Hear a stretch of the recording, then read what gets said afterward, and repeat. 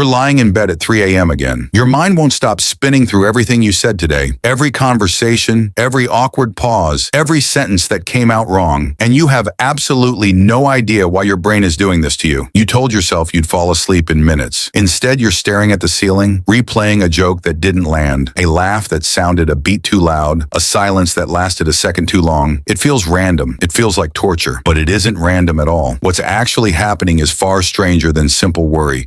Your brain isn't malfunctioning. It's running a very old, very deliberate program, and that program was never designed to make you feel good. It was designed to keep you alive. Here's the strange part. Humans are one of the only animals that punish themselves with memory. A zebra that narrowly escapes a lion doesn't lie awake analyzing its sprint technique. It grazes, it moves on. But you replay a mildly awkward comment from a coworker for 6 hours straight. Why would evolution build a brain that does that to its own owner? The answer starts with a psychologist named Zeigarnik. In the 1920s, she noticed something odd about waiters in a Vienna café. They could recall complex unpaid orders in perfect detail, but the moment a bill was paid, the memory vanished almost instantly. She realized the brain treats unfinished business differently than finished business. Open loops stay loud, closed loops go quiet. This became known as the Zeigarnik effect. Your brain holds on to anything that feels unresolved, and social awkwardness almost always feels unresolved. Did they think I was weird? Did I offend them? Was that joke actually funny, or did I imagine it landing? Your mind can't file the moment away because it never got a clear answer, so it keeps the file open. It keeps pulling it back out again and again, usually right when you're trying to sleep. But an open loop alone doesn't explain the sheer intensity of it. Why does an awkward pause at lunch feel, in the moment, disturbingly close to danger? That's where a second mechanism enters. Deep inside your brain sits a small almond-shaped structure called the amygdala. It's ancient. It doesn't process language. It doesn't understand nuance. It has one job: scan for threat and react before you've had time to think. For most of human history, being rejected by your group wasn't just embarrassing, it was lethal. Exile from a tribe meant no protection, no shared food, no safety in numbers. Your amygdala still doesn't know the difference between "I said something awkward" and "I am about to be left to die alone in the wilderness." To this 3-pound alarm system, social rejection and physical danger register in strikingly similar ways. Neuroscientist Naomi Eisenberger tested this directly. In a study now cited constantly in psychology, she had participants play a simple ball-tossing game inside a brain scanner. Unknown to them, the game was rigged. At some point, the other players simply stopped throwing them the ball. Excluded, ignored, left out of something trivial and meaningless, and yet the brain scans showed activity in the same regions that light up during physical pain. Being socially excluded didn't just feel bad, it registered neurologically like an injury. So now you have two systems working against you at 3 a.m. One system, the Zeigarnik loop, keeps the awkward moment mentally unresolved. The other system, your amygdala, keeps flagging it as a genuine threat. Together, they don't let you simply forget an uncomfortable exchange. They force you to keep reliving it, as if replaying the moment enough times might somehow let you fix it or prepare you for the next one. This has a name in modern psychology too. It's often called rumination, and it feels productive. That's the trap. Rumination disguises itself as problem solving. Your brain insists,